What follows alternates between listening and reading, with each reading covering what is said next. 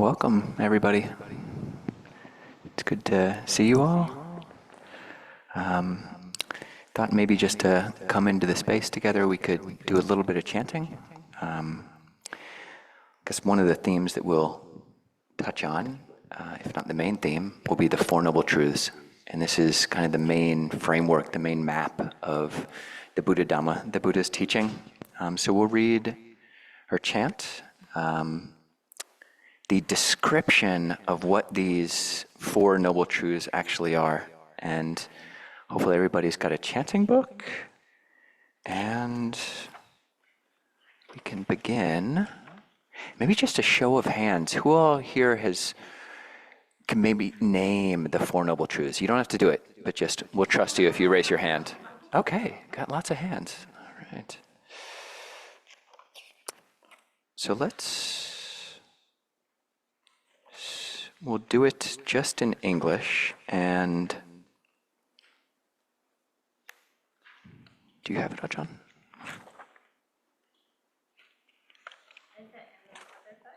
Yeah, it's in this one. Yeah, page. I was thinking to start just in the definition. Great. That sounds good. Okay.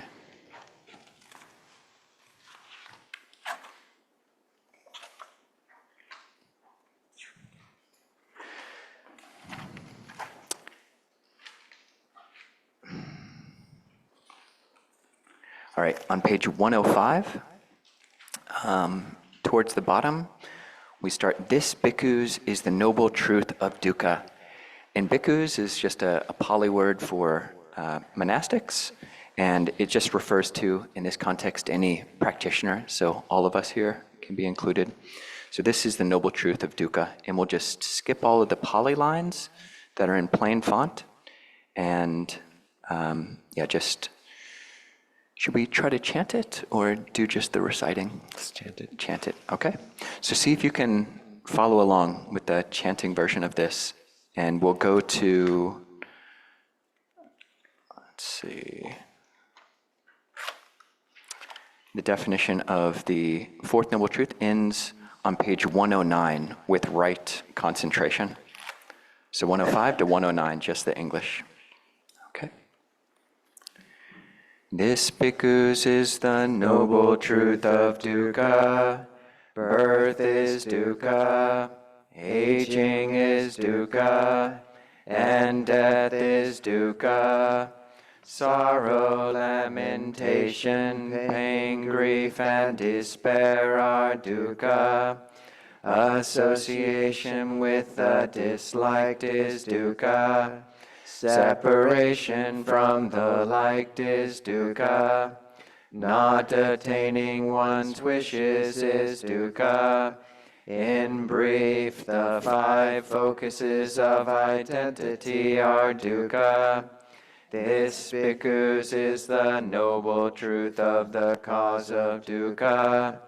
It is this craving which leads to rebirth, accompanied by delight and lust, delighting now here, now there, namely, craving for sensuality, craving to become, craving not to become.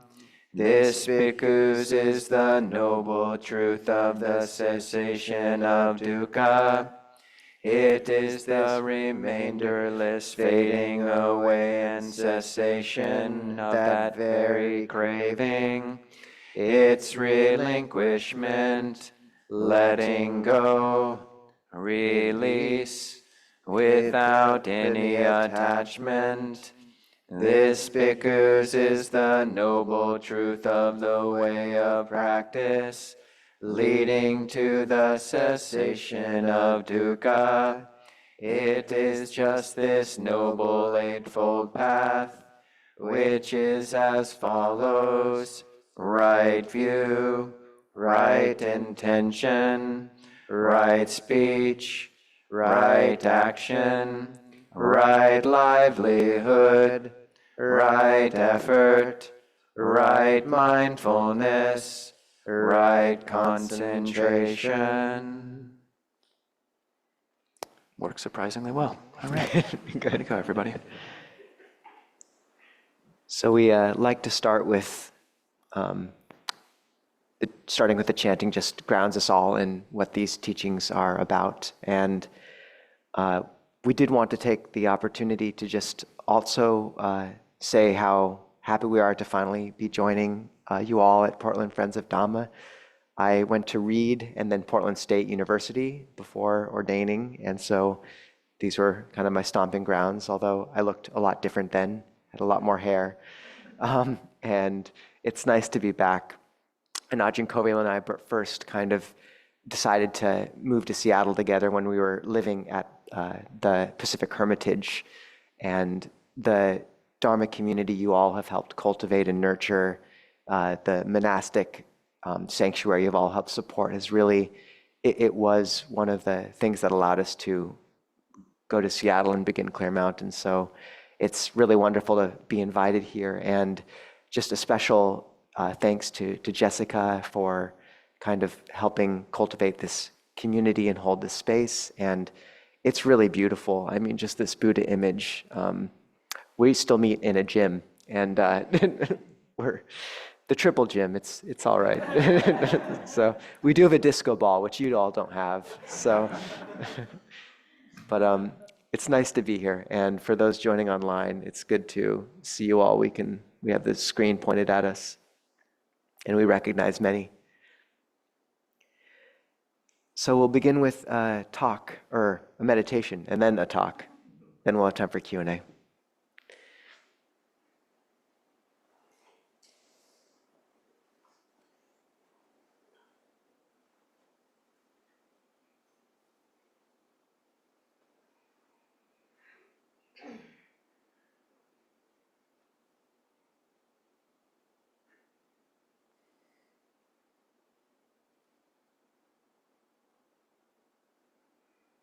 So begin by setting the body upright.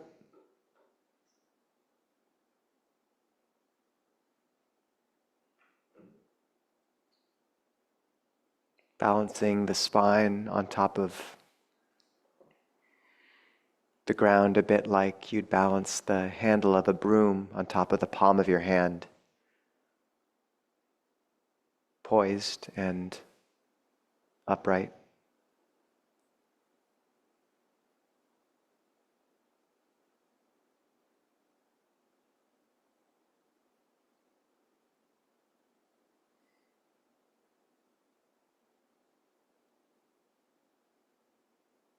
Straighten the back so that the weight falls down the back of the body and allows the front of the body to open so the breathing can slow and deepen.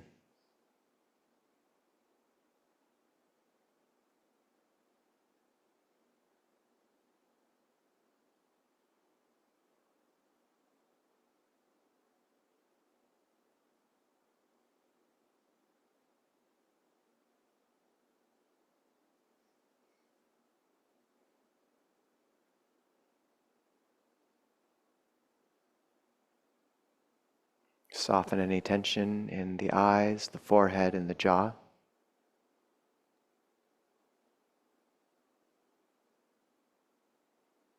Smile on the inside of your mouth, just a little.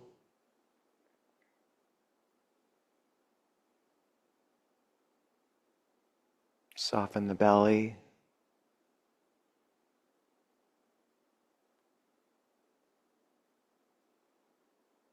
Just allow your breathing to help settle your mind.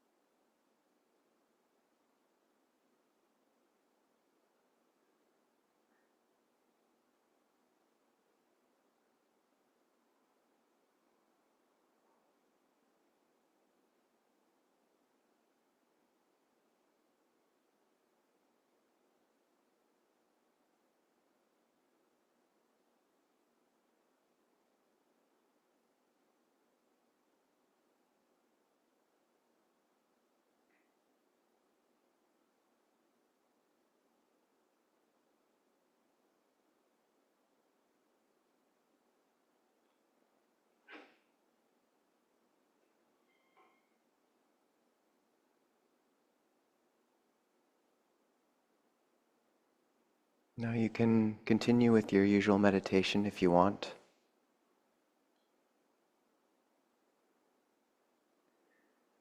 Or you can engage in this practice of Buddhanusati, recollection of the Buddha.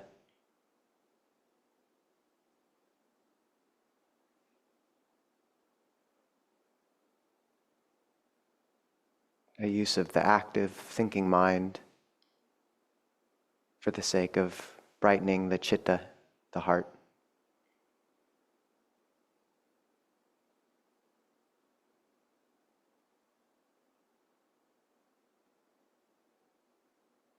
You can imagine yourself 2,500 years ago in the Ganges River Valley and just waking up just before dawn.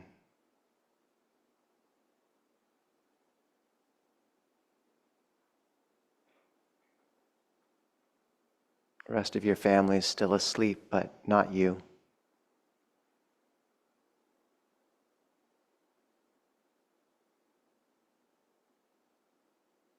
Yesterday you heard that the Buddha had come, finally, to a park outside of your town.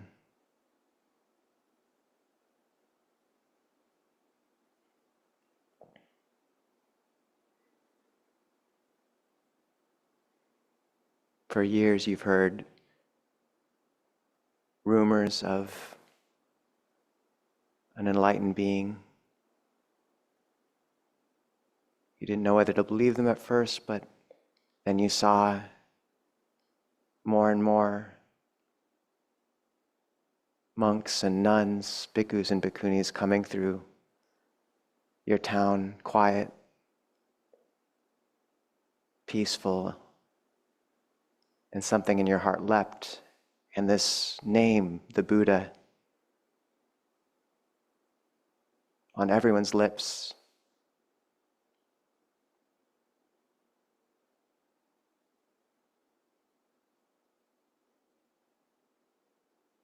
And so you slip out of bed quietly, trying not to wake up the others in your family.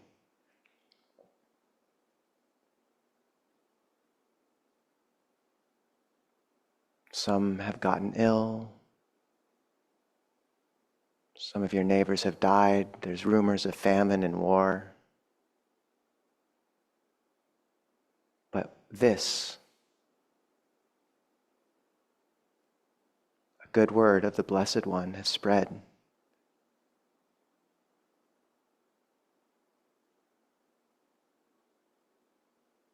And so you carefully prepare the fruit that you picked yesterday for just this. Your hands quiet and careful.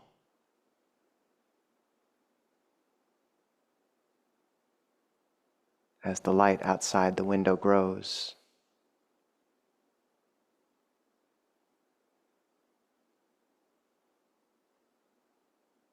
Until you walk out and see already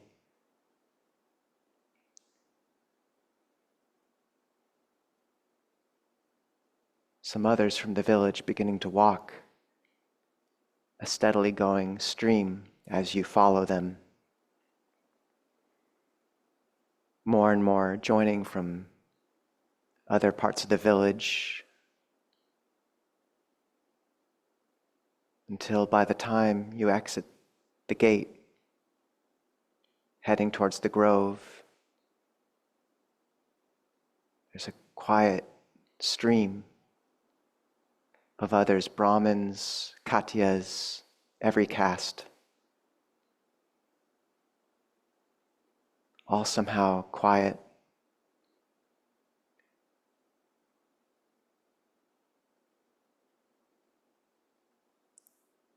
A hushed reverence and hope, some small whispers here and there, but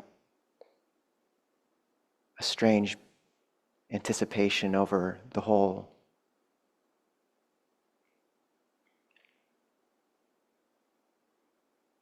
You don't know what to think.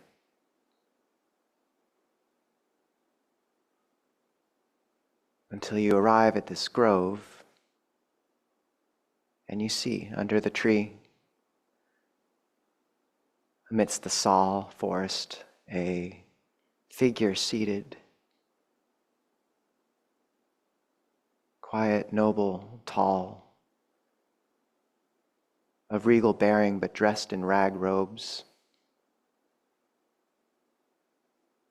And you can't believe the kindness in his eyes, even just looking from afar.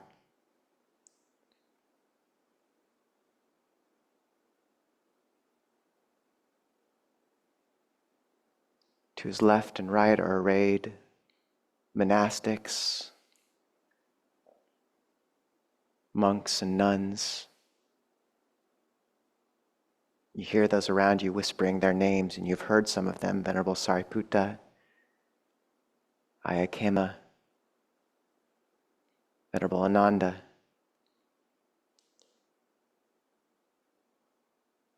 And one by one, the people in front of you move up and offer each dish into the Buddha's hands, and you watch how he takes a moment with each to gaze into their eyes, to take carefully their offering, to say a kind word. And you almost can't look until it's your turn. Your heart's beating fast, and yet as you raise your eyes and offer the small basket of fruit you've brought,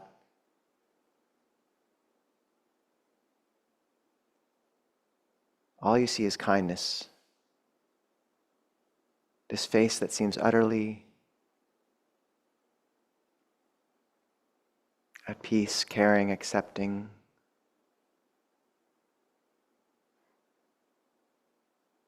Seems to break you open and put you back together all at once. And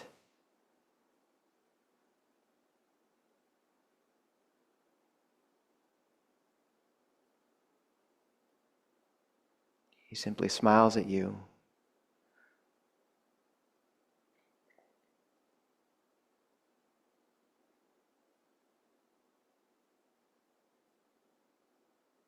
Takes some of the food and passes it on to the next.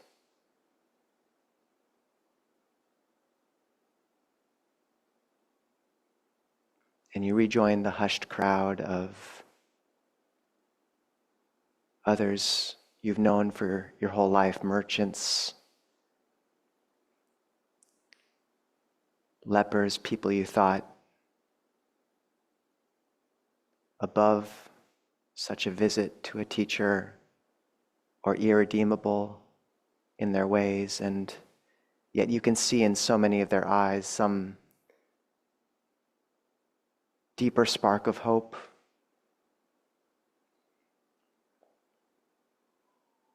That in the midst of tragedies and the wars between Kosala and Magadha you've heard of, rumors of famine, more disease, here are these quiet figures under the trees.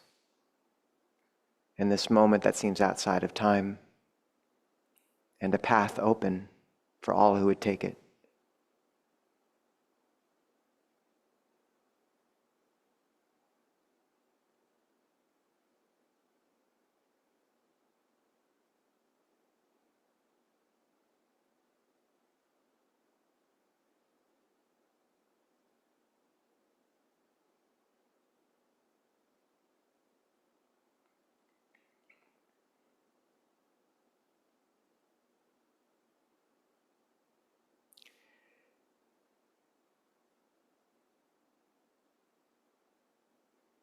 And then just coalesce that feeling, that glow of faith into that one moment of gazing into the Buddha's eyes. Imagine that meeting of gazes happening in your heart. Somehow the deepest most pure part of you seeing itself with love and knowing you are that.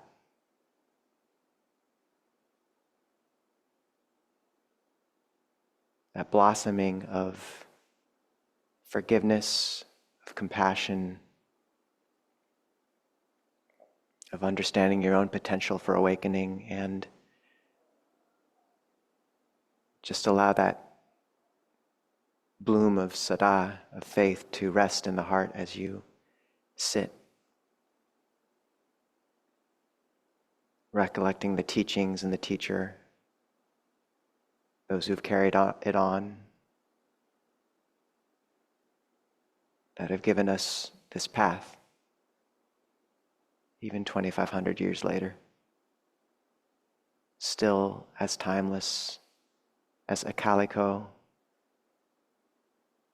as immediately visible as it ever has been.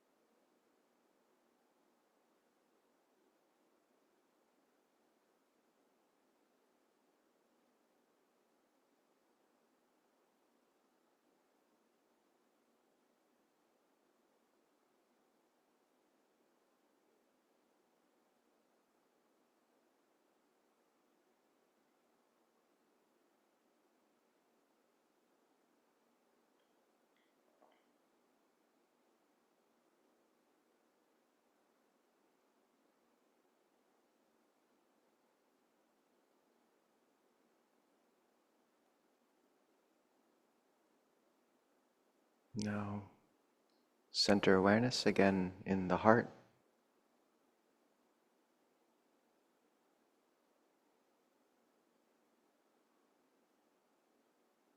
And just allow a warmth of gratitude and metta, loving kindness, to grow.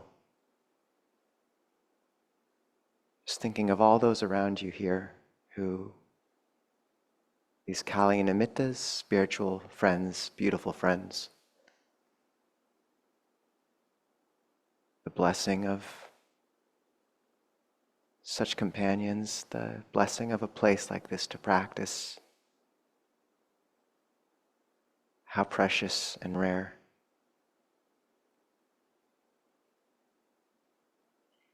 May they be well.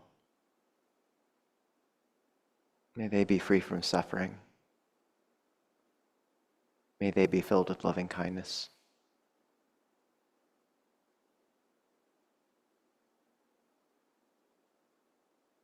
Just hold all those in this room in that field of goodwill.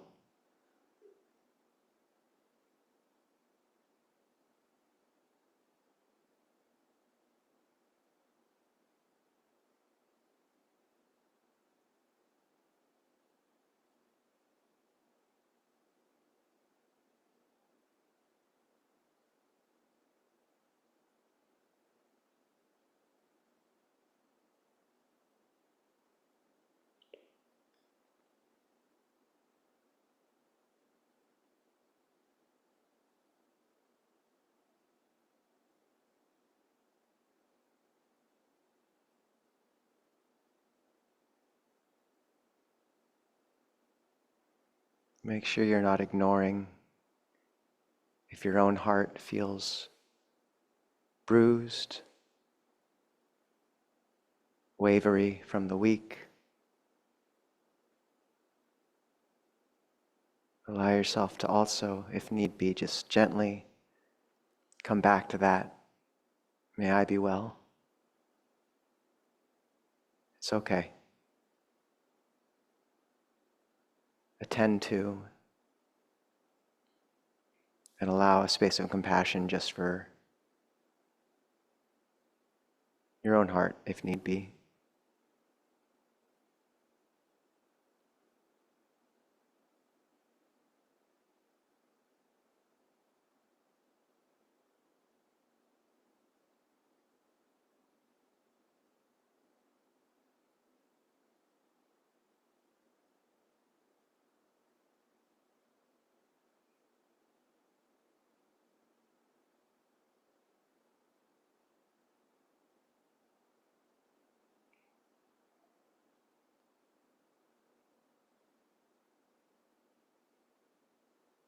And then to all sentient beings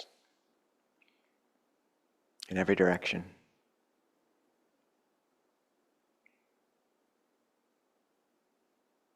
May they be well, may they be free from suffering, may they be filled with loving kindness.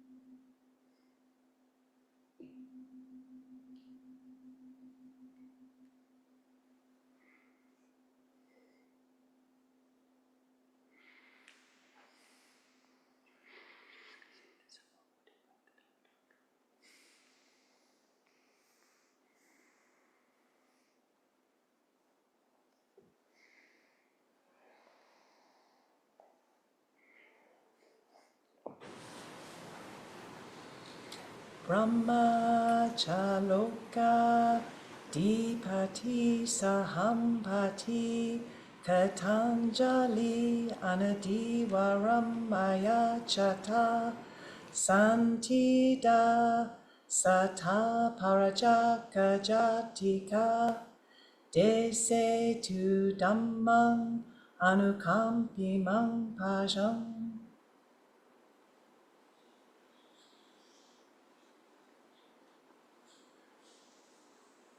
Namo tassa bhagavato arahato samma sambuddhassa. Namo tassa bhagavato arahato samma sambuddhassa. Namo tassa bhagavato arahato samma sambuddhassa. Buddhang dhammang sanghang namasami.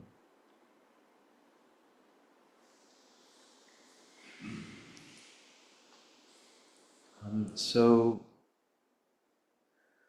who here listens to Clear Mountain's YouTube ever? Okay. So our idea for the talk today and tomorrow was we would sort of echo a bit of a recent talk, but then tag team on it. And we thought that'd be quite fun to go back and forth. So you might recognize a little bit from the two talks, but we're hoping we can kind of have fun sort of riffing off of each other a little bit or speaking to these, seeing the angle each of us takes on these points of Dhamma. And last week, I got to speak about someone in our community up in Seattle. It was my mom. I didn't say it at the time, but she just moved there, and just wondering what this sense of disorientation, of not knowing, having just moved to a new place, and not knowing how to align this new life she was building with Dhamma in the way that she thought would be worthy of the new situation and of what the path had given her. And waking up each morning feeling like she was quite unsure about where to orient her day. Did she need to take on a deep new vow, for example, the Bodhisattva vows, or go to a monastery, start a new project? And I think we all have been in this situation before of feeling the disorientation of those liminal places in life that the Tibetans describe as the Bardo states. And in the Tibetan Book of the Dead, they talk about this interim between lives where the spirit, the chitta, the mind, leaves the body, and it becomes entranced by glimmering lights here or there. And as soon as it becomes entranced, it fixates and becomes drawn into a new birth in this realm or a different realm. Not because that's necessarily what's best for it, but because we're so used to following the movement and the color. And there's a story of Ajahn Amaro having a nimitta in a dream of Master Hua, the founder of City of 10,000 Buddhas. And Master Hua said, "Bright, loud, and mobile is the false. Subtle and indistinct is the true." Bright, loud, and mobile is the false. Subtle and indistinct is the true. And this sense that in those moments where we feel like the ground under our feet is quicksand or shaking, the temptation to fall into something new, and the restraint it takes to just hold still and stabilize oneself long enough to see the subtle and indistinct voice that might guide us. And in that guided meditation, that sense of some hidden sweetness and deeper knowledge that really does hide in the heart, but that is so hidden in the static and neon and movement of our day-to-day lives that we so often miss it. Longpa Pasno says, enlightenment, it's right here. It's that we keep looking past it. And so I think one task for us who find ourselves at these doorsteps or these liminal places in life is to remember that our duty is not to jump into a new vow, job, relationship, birth, but to listen. And that this was the term that the Buddha used to describe his disciples were the savakas, which means the listeners. And every sutta beginning with the words, "Thus have I heard." And there's a story of someone asking Mother Teresa what she did when she prayed, and she said, "I listen to God." And they said, "What does he say?" And she said, "He listens back." I don't know how that applies here, but it's a great quote. And just the understanding that the Buddha gave us very clear notes to listen to and to hear which one's ringing out in any moment or space or month or phase of our life. And these notes are the Four Noble Truths. And many of you will know the common ontological formulation of them. There is dukkha, suffering, which we read. There is the cause of dukkha, tanha, etc. But many of you will also know that the Buddha described orienting towards these Four Noble Truths in a very particular way. And that's actually where the Dhammacakkappavattana Sutta, which we just chanted, moves into, is saying that the first noble truth of dukkha, suffering, stress, is to be comprehended. The second of craving, tanha, unwholesome craving, thirst, is to be relinquished, let go of. That the third of the cessation of dukkha, peace, nibbana, is to be realized. And the fourth, that the path to that cessation, the Noble Eightfold Path, is to be developed. And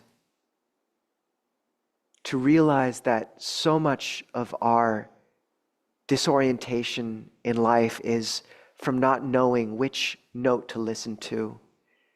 And to understand that often right effort is simply the restraint to keep our palsied shaking from grabbing to the next thing, and to hold still enough for that quiet, small voice. And that's the quote from Kings in the Bible.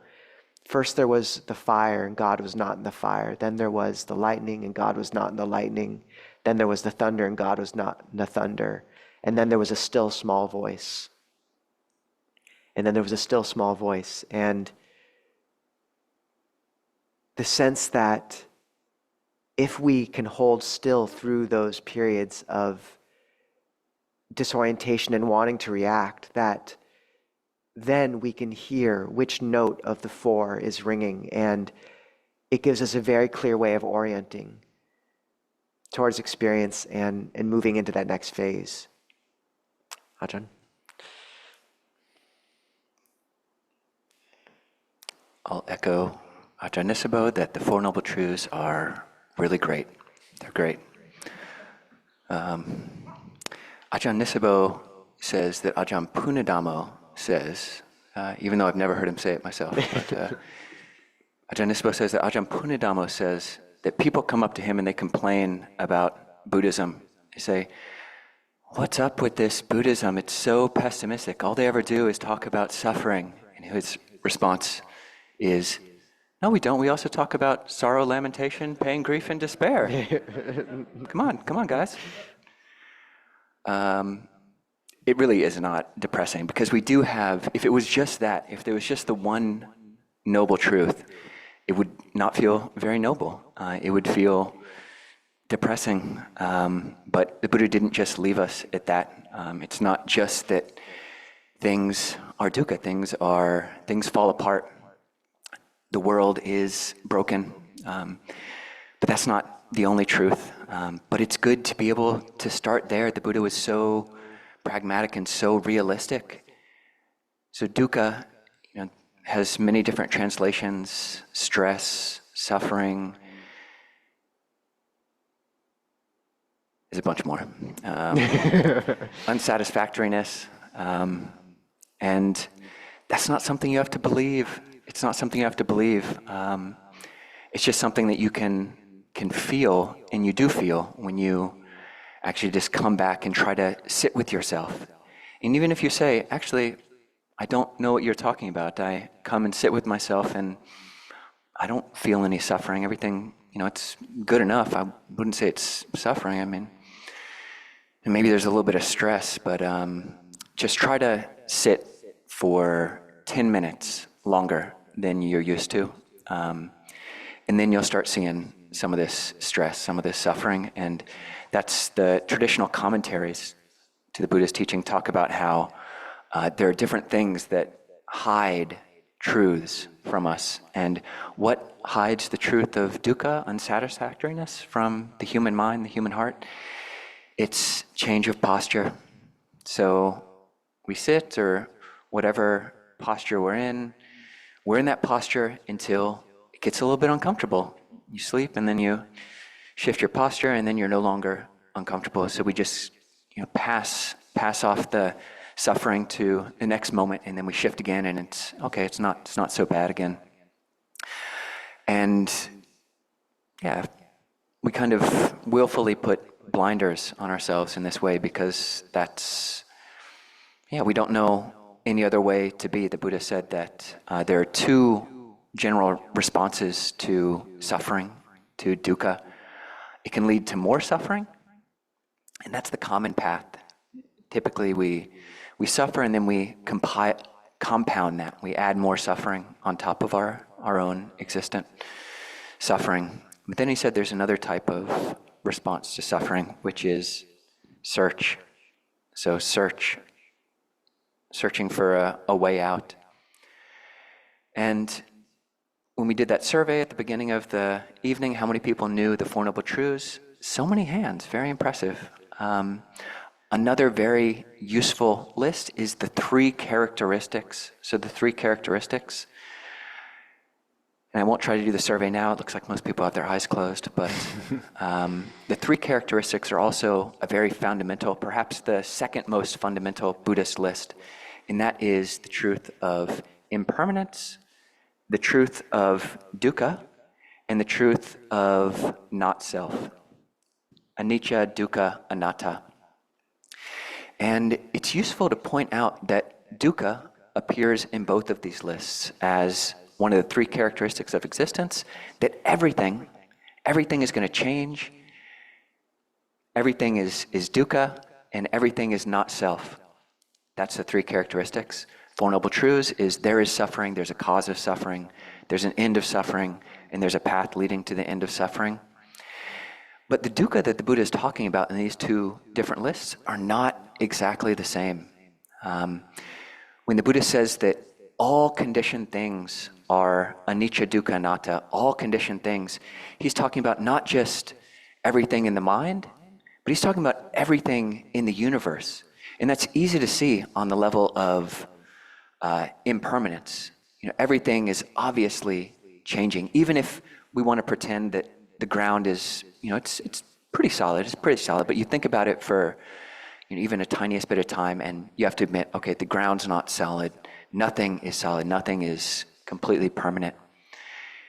And nothing is really self. You take any aspect of our bodies and our minds, and you kind of break it up, and there's no self there, but there's also no self in anything. This is a water pitcher, but you hit it with a hammer, the glass goes everywhere, and where's the pitcher? And the same with everything. There's no real self, there's no real label that's eternal. But with this three characteristics, the dukkha there is an impersonal type of dukkha. It's some of the ancient commentaries use terms from physics to translate these. So tension or stress, or even like a modern term would be like a molecular grind. There's this constant churning of everything, internal and external. And we can't do anything about that. The Buddha had a great simile of two arrows. So it's as if all of us are hit by a single arrow, and then after being hit by that arrow, we take another arrow and we hit ourselves again. And then we just completely compound the whole problem. And that first, the dukkha of the three characteristics, that there's this molecular grind, there's this constant chafing and impermanence that's constantly going on inside. That's the first arrow. And that's happening for everybody. It happened for the Buddha. The Buddha had physical suffering. Arahants, fully enlightened beings, have physical suffering, but they do not have that second arrow. They do not compound the problem. They don't add this second type of dukkha, which is the dukkha of the Four Noble Truths, onto this inherent problem of having a body.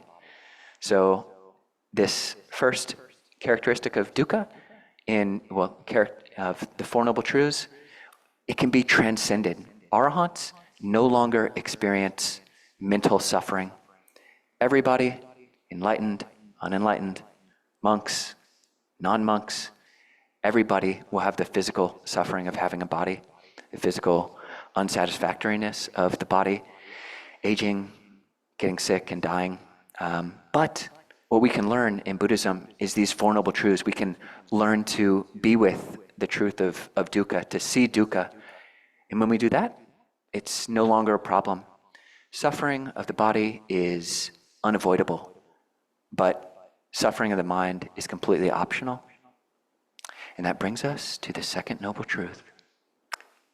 Nice. And by that, I mean the first, because I'm going to go back quickly. All right. I spent a lot of time on the first. Yeah, good. Please. Thanks, Ajahn. First noble truth. Take it away. We do spend a lot of time on suffering, don't we? Yeah, it's true. It's true. I think one of the things people often miss is we want to kind of ride that note of the third and fourth noble truth as long as we can. So when things are going well, or we have a good sit or a good retreat, the tendency is to just want to continue on in that vein. And one of the things I see throw people and disorient them often is that when the heart's been nourished by Dhamma, when you've had a good sit or a good retreat, then you can be pretty confident that the first and second noble truth are coming. And this is in part because the last thing you can take from people, Ajahn Jeff says, is their suffering. When we have those moments where the mind feels sublime, where things feel spacious, there's a sense of being high up in the alpine, and the air's thin enough that you just start to flail and place your hands on anything you can. And usually that's the old structures of depression or anger or addiction. So to expect that after those moments of brightness, you will see again those old patterns come up because your heart's strong enough to encounter them. But if you're nimble enough to know that that is going to happen, then you realize that in that moment after the retreat or after the sit or after the happy month, when the old pattern of self-recrimination or anger or addiction comes up again that you thought you had passed and let go of, that it's not a sign of your failure, it's not a sign your practice is regressing. This practice is, the noble truths are a spiral staircase up towards transcendence and down towards humility at the same time. And in the first and second noble truth, you see that path towards humbling. And to know that in those moments of dukkha, when those patterns are hitting hard, your responsibility is to comprehend. And there's a story of a teacher giving this teaching on the Four Noble Truths in Sandpoint, and someone said in the audience, "It's like telephone poles." And he said, "What do you mean?" And he said, "I used to work installing telephone poles." And the foreman said, "If this starts to fall, which way do you run?" And he said, "Well, you run away." And the foreman said, "No, you run right up to the pole and put your hands on it, because you can feel which way it's going to fall." And to know that in those moments, our one task is to comprehend our bruising and the way we compound it. And to do that, we have to hold still. And this is why the Buddha said patient endurance is the supreme incinerator of defilement. It's the cleansing flame. That when the dukkha hits, the temptation on rough seas is to look to the horizon and try to find that landmark or that lighthouse. It's to make that next big decision and jump into the next relationship or the next job to find something to fix it.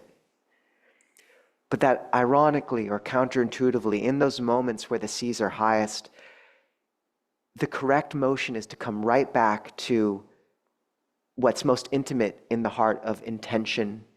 And just to know that when the waves are high enough, all you can do is steer into the next one so you don't capsize. And that happens, the rudder is right here. What action in this moment where things feel so discombobulated, so fractured, makes you feel strong, and what will make you feel weak? And that being enough.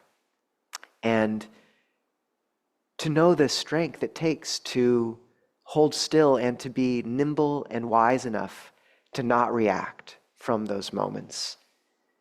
In Majjhima Nikaya 48, the Buddha says, the strength of one with right view is that when the Dhamma is being spoken, they lend ear, pay heed, listen.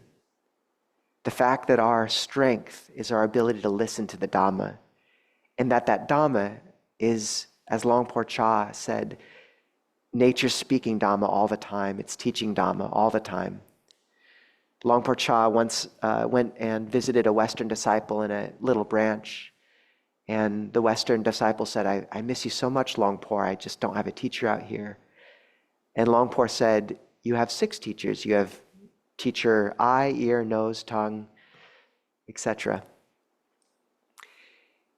And to know that when we encounter dukkha, that we don't have much trouble acknowledging the 3rd and 4th Noble Truths, peace, and when things are going well. It's the suffering that we want to run from constantly.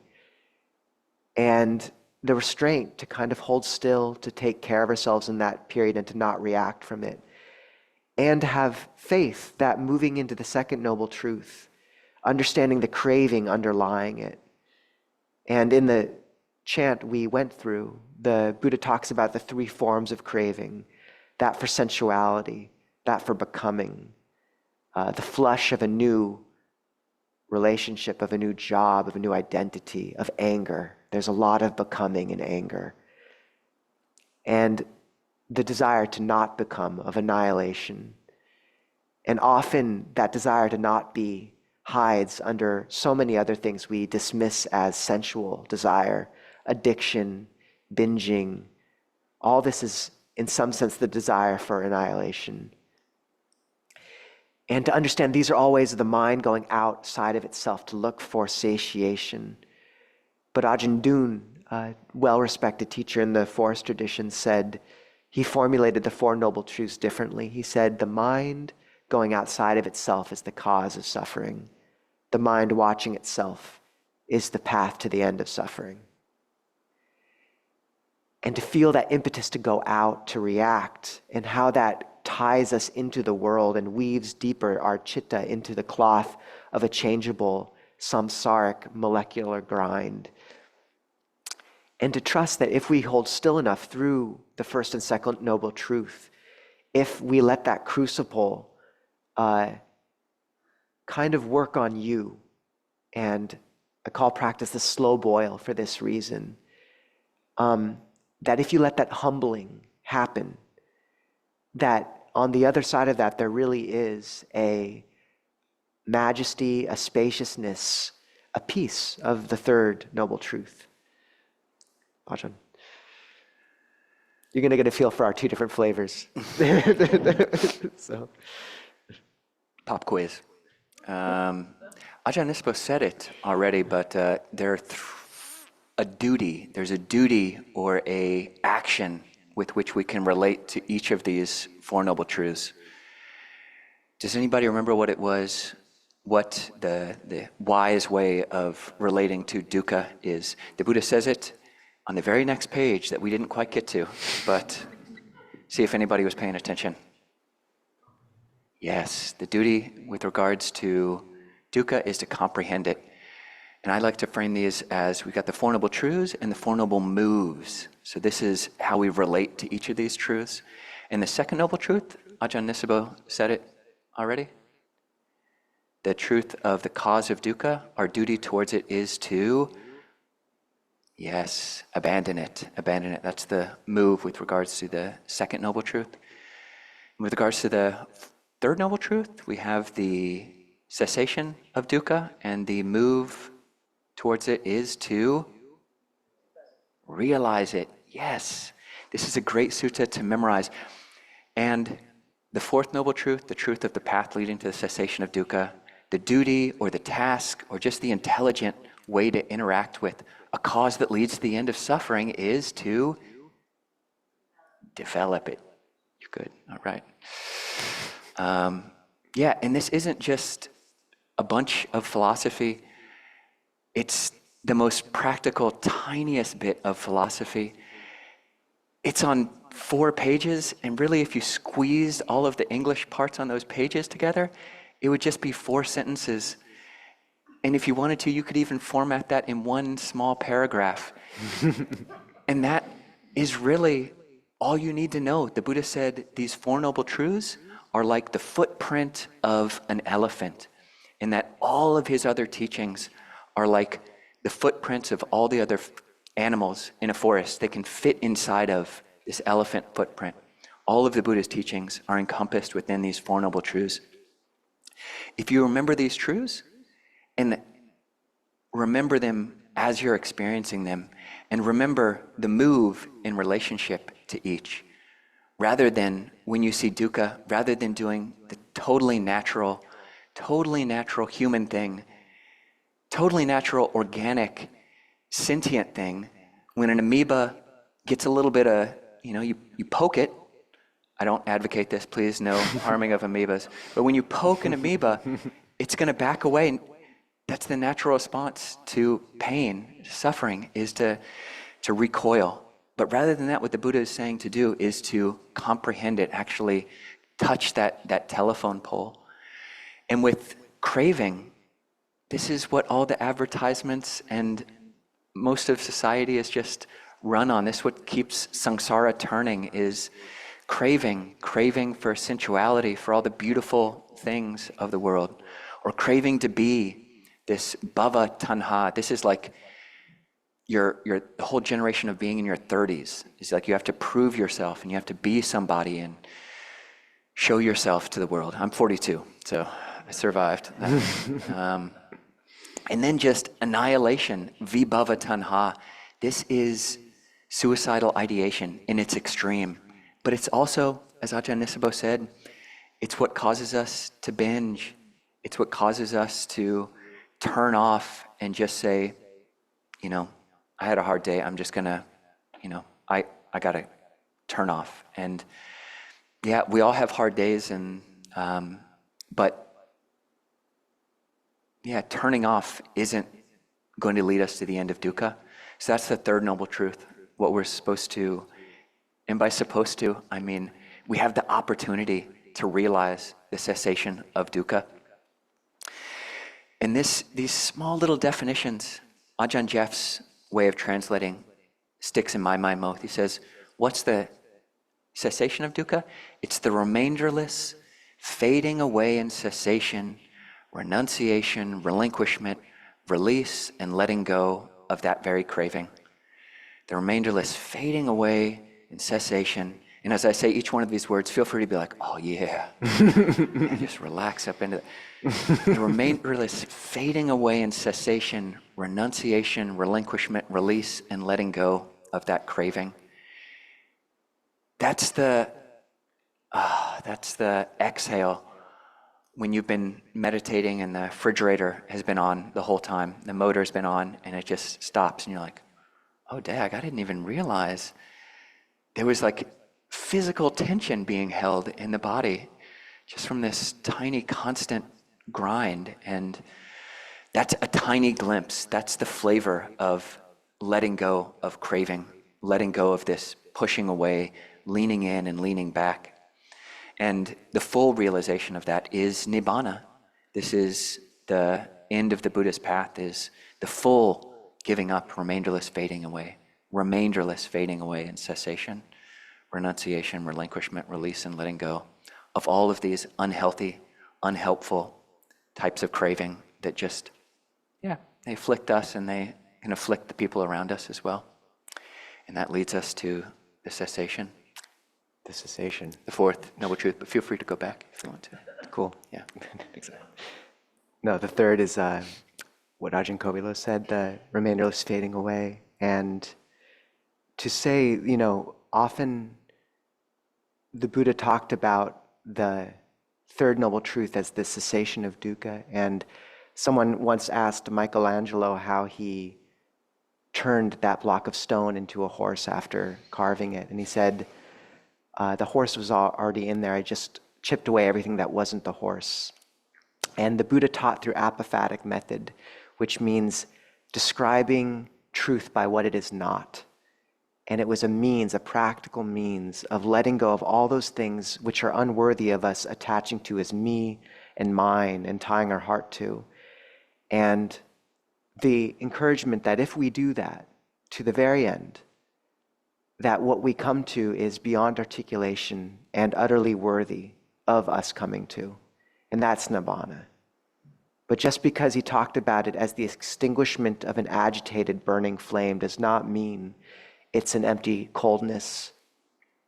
In the Vacchagotta Sutta, a monk or a wanderer says, when a Buddha passes away, when a Tathagata passes away, does he exist? Does he not exist? Does he both exist and not exist? And then just to cover his bases, he says, does he neither exist nor not exist?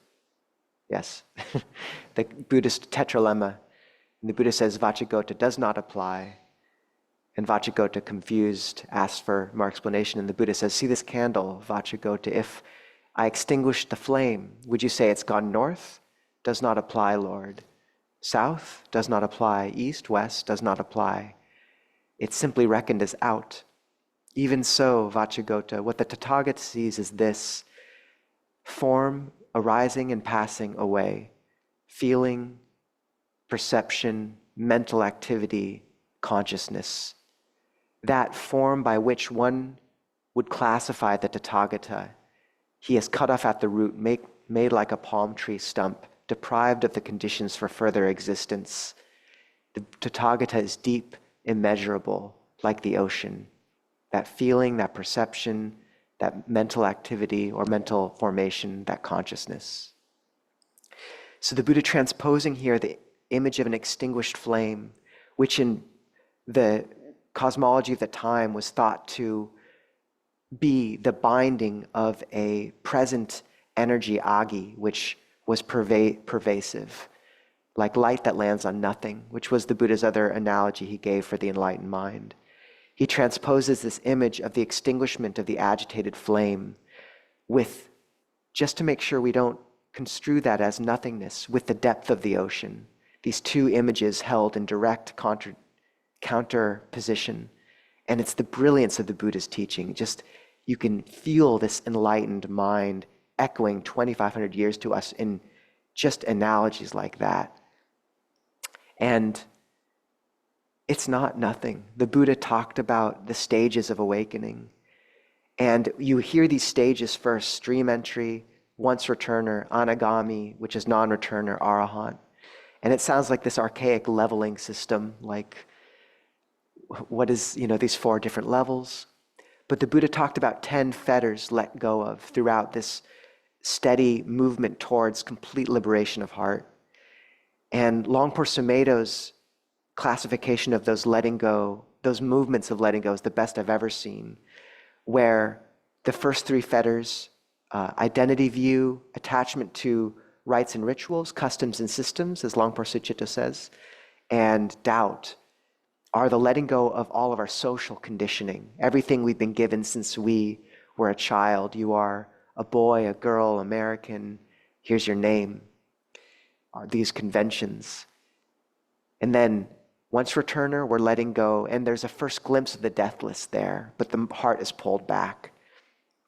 The next level, once returner, someone further weakens ill will and desire. And then at non-returner, the third level, our biological conditionings let go of. Sensual desire and ill will, that desire for the amoeba to move towards food or away from danger, this most basic of biological urges, forward and backwards, that's let go of and transcended. And then with full awakening, arahantship, the 5 most refined fetters of desire for rebirth in the formless and form realms, restlessness, conceit, and avidya, ignorance, are all let go of. And these are the defilements of the mind. So the Buddha just speaking about how we steadily move from letting go of social conditioning to biological, to even the most refined places of the mind that it binds to. And the image he gives is that the enlightened mind is light that lands on nothing. And if you see, if you meet, if you watch a video, if you truly intuit what it means to see someone like the Dalai Lama, it's so true, it's almost cliche at this point, but what would it mean to really see and meet someone like that and understand that that potential is in all of us? And I remember seeing, actually when I was at Reed or PSU, my first video of Ajahn Chah online, and Joseph Paul Brighter, one of his disciples, described his first meeting with Longpo Chah, and he said he was like a big happy frog on his lily pad, and I knew I would do anything to be like that. It's Longpo in the back. And what would it mean to really understand that that could be the orientation of a life? Ajahn.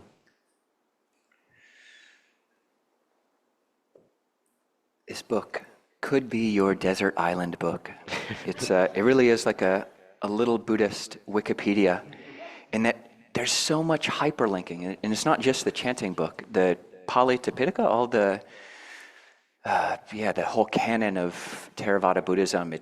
There's tons of it, but it's hyperlinked like Wikipedia. So what is the 4th noble truth? What is the way leading to the cessation of dukkha? It's the Eightfold Path, the Noble Eightfold Path. Right view, right thought, right speech, right action, right livelihood, right effort, right mindfulness, right concentration. That's a lot.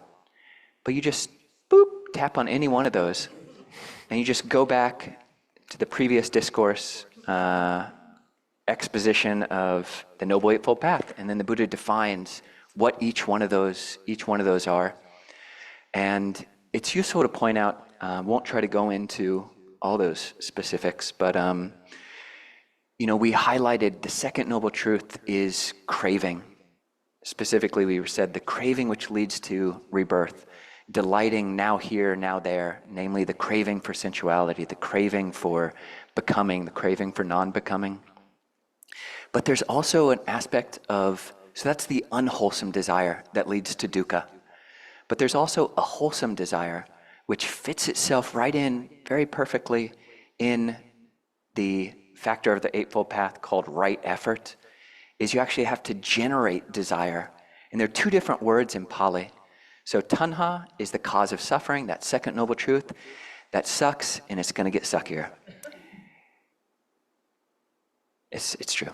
It's true. And then chanda is in the Noble Eightfold Path. This is the desire. You generate desire, activate persistence, cultivate this energy which goes towards abandoning unwholesome states and cultivating wholesome states of mind.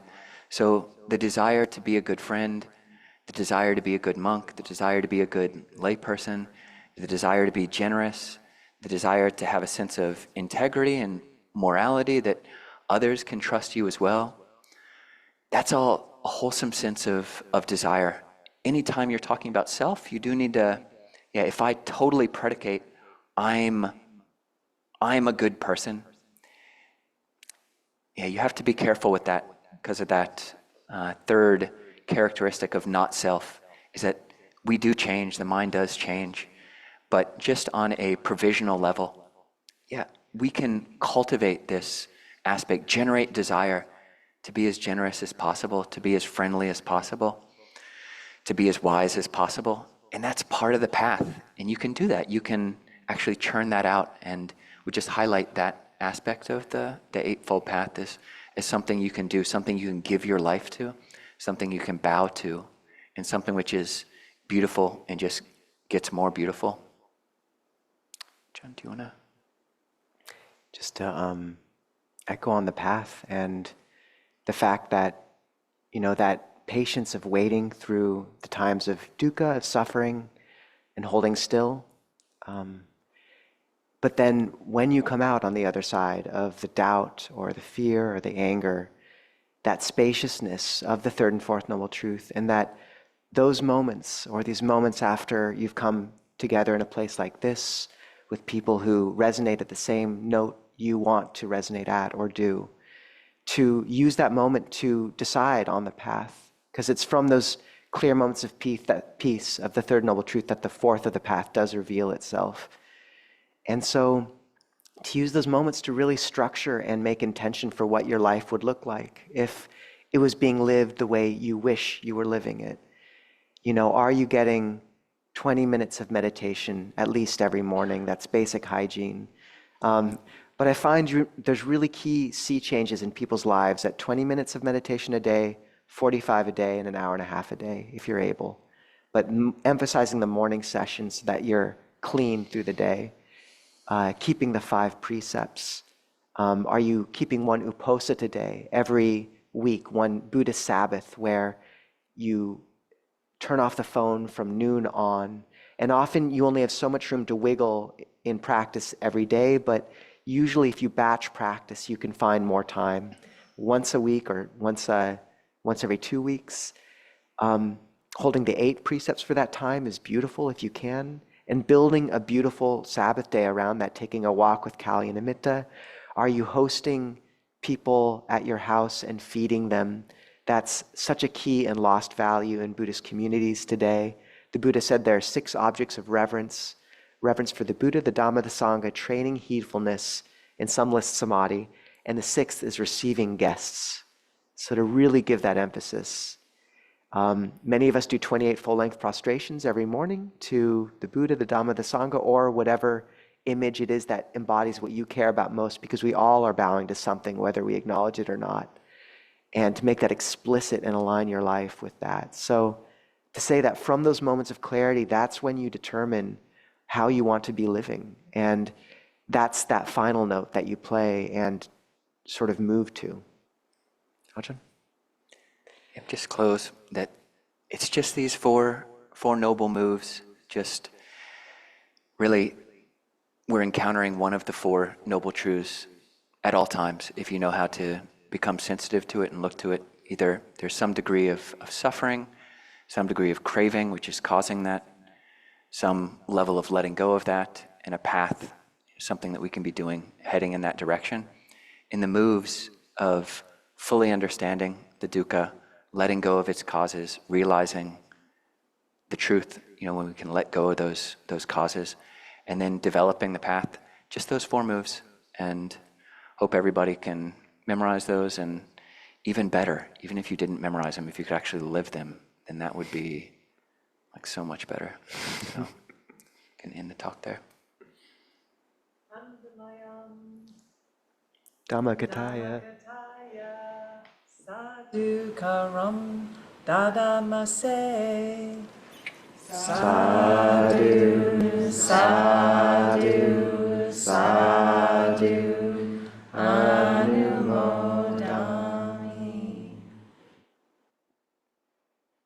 So people, it's a long time to sit. People can feel free to stand up, stretch legs, and go use the restroom. Ajahn, if you would stick around, that'd be great.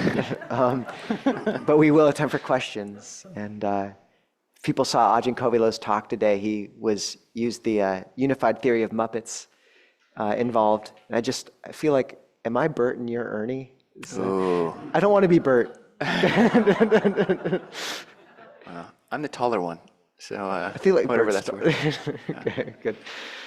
So we do have time for questions. If people have anything they'd like to discuss, like we felt quite connected to the Portland community for a long time. Even, we see some of you come up to Seattle and we pass through here and we have people kind of interweaving. And so it's basically, we know a lot of you have been part of this kind of interwoven community for a time, and it's just good to be here. So we have a chance to talk. I lived with Dansky at Abhayagiri for a while too, so. Yeah, so if anybody had any questions or comments, Yes, I'm very curious as to how Snuffleupagus became delusion. Delusion? So we were giving Muppets to each of the different hindrances. We had greed, and when we asked the audience, everybody that was there, which Muppet is greed? Pretty much everybody said greed. Cookie Monster. Cookie Monster. And how about anger? Which Muppet is angry? Oscar the Grouch. It's in his name. And then for delusion, I said Snuffleupagus. And there were the people, Jessica, who we rode down with, and Christy both said Snuffleupagus as well. I want to do a test. Yeah. Okay, if you watch the talk today, you don't get to answer this, but for fear, anyone? Beaker? Anyone? Beaker? All right, good. All right, I got one kind of affirmation on that. Go on, Ajahn. Back to you. I don't have that much more to say about it. Snuffleupagus, I think all of us can. So these are what's called the three unwholesome roots: greed, anger, and delusion. And they really cover a lot of ground. This greed covers the whole spectrum of the mind that leans into things, and anger, the whole spectrum of the mind that pushes away. And delusion is that which is just all spun up, and all of us know those flavors so well. And I guess just my diluted sense is rather elephantiacal. Yeah, just I think lumbering and yeah. It's also Jim Henson is his name? Jim Henson. Yeah. Jim Henson. There's someone asked Longpo Cha once, I see greed and anger, but I can't see delusion. And Longpo Cha said, you're riding a horse and asking where the horse is. So there could be an argument that Jim Henson is avijja, ignorance behind everything. So, and Ajahn Mudita, who we interviewed a few weeks ago, said, greed will pretend it's your friend, hatred will pretend it's necessary, delusion will pretend it doesn't exist, which was very good. That's good. So.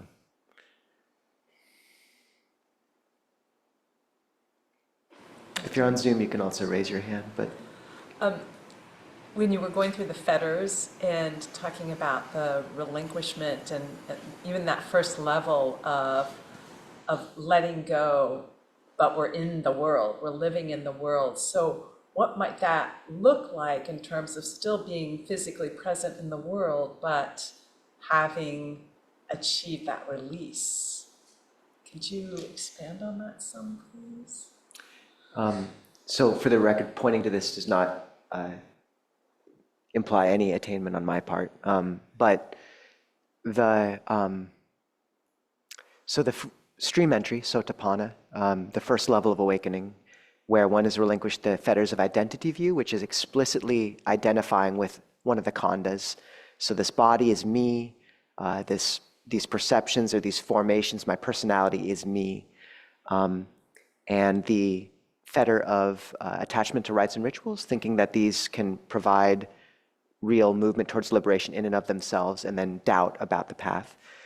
And Ajahn, Jeff really describes these fetters as being cut by an encounter with the deathless, and that the mind, for a second, if it sees and touches nibbana, which is described as possible, that it can never believe again it is this. and that fetter's cut. And it can never believe again that these random rituals are the only way to awakening, because it intuits the heart's compass needle's been set. And it also never doubts that there's a way because it's seen the deathless. But the defilements encircling the heart pull one back, and you're not able to achieve, there's still plenty of fetters to cut.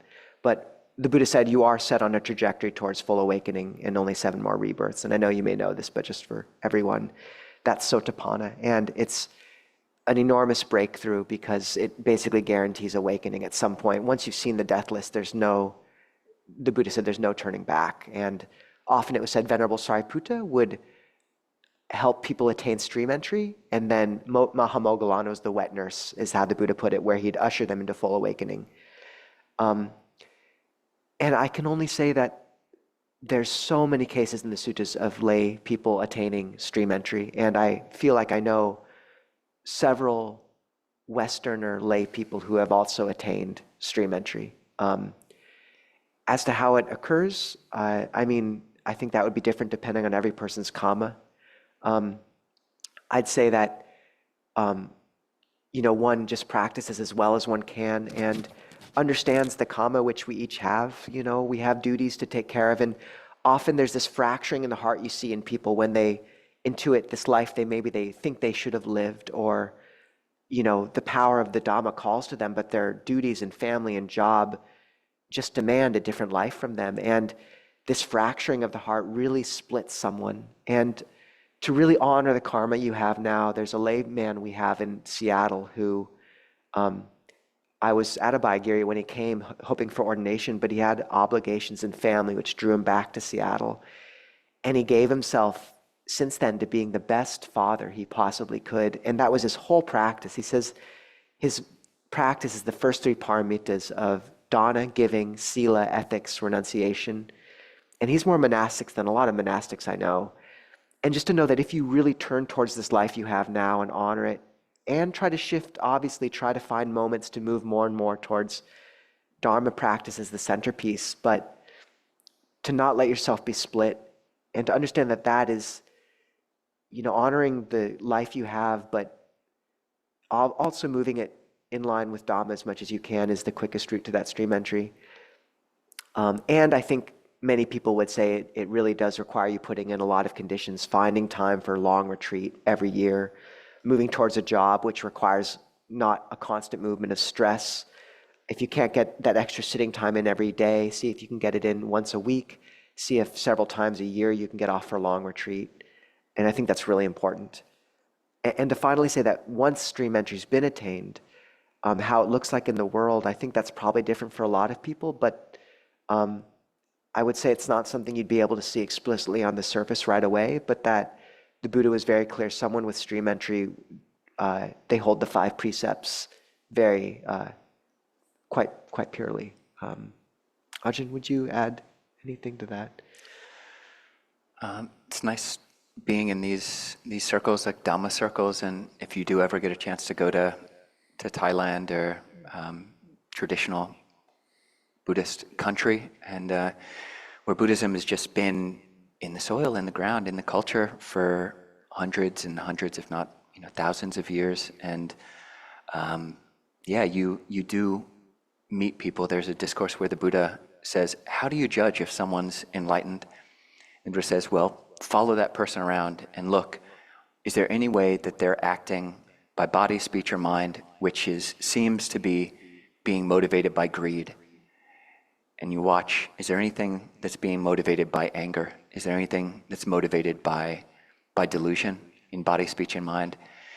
And yeah, you can't really deny that there's a spectrum of human, on each of these scales, there's intensity of greed in personality and in the world. There's intensity of anger, and then there's the whole other end of that spectrum where people are just much, it seems like unfazable, totally untriggerable. And it is, you come and live in some of these monasteries or practice places, and you meet people, And in a monastery, you can live really close to people. I mean, even at a Bayagiri, we are living close with the other monks. I mean, even with the senior monks like Lumpur Pasano, we're right next to him.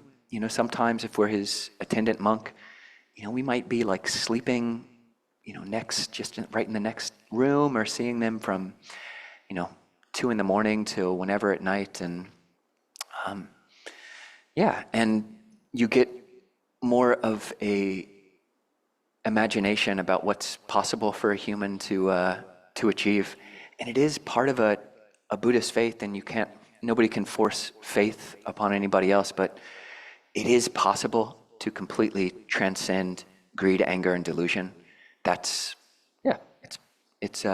what's on paper, and then you meet people who are living that. And in terms of what it looks like in daily life, it's just that person living their daily life. And male, female, monastic, non-monastic.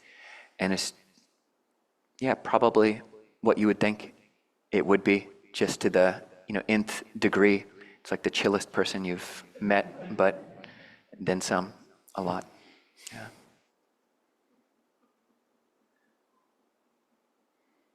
Yeah. You speak about craving and like the positive and negative forms of craving. Can you is craving enlightenment a contradiction, or do you need to have that craving to achieve it? Yeah, there is the type of Buddhism that we kind of ordained into is Thai Theravada Buddhism, and there is a place there for skillfully desiring nibbana, desiring to put an end to greed, anger, and delusion in our own hearts. And that complete transcendence of greed, anger, and delusion, that's a synonym for nibbana. And there's definitely a place for skillfully inclining in that direction and wanting to be less triggerable, wanting to be more patient, wanting to be more content. And sometimes it's problematized. Actually, even back in the canon, in the Buddhist text, there's a sutta where someone comes up to Ananda, the Buddha's attendant, and he says, how can you, if craving is the cause of suffering, craving is what makes samsara keep going around, then there can be no end to craving. There can be no end to suffering, because you need to want to put an end to craving. And then Ananda gives a simile. It's like, okay, so we're talking in this park, and did you this morning, before you decided to come here, or this evening before you decided to come here to Portland Friends of the Dhamma, did you want to come here? And everybody here would have to be like, yeah, or else I wouldn't have gotten here. But now that you're here, do you still want to be here? And it's like, no, no. That once the goal is achieved, then the craving's no longer there. So, but it is a tricky dance. It is a tricky dance, learning the flavor, the internal psychological leanings. Like what is a wholesome desire? What's a wholesome inclination? A wholesome trajectory? And what's an unwholesome trajectory? Unwholesome and wholesome type of desire. And on a course level, you start seeing the results of it. Like if it's craving for blatantly unhelpful and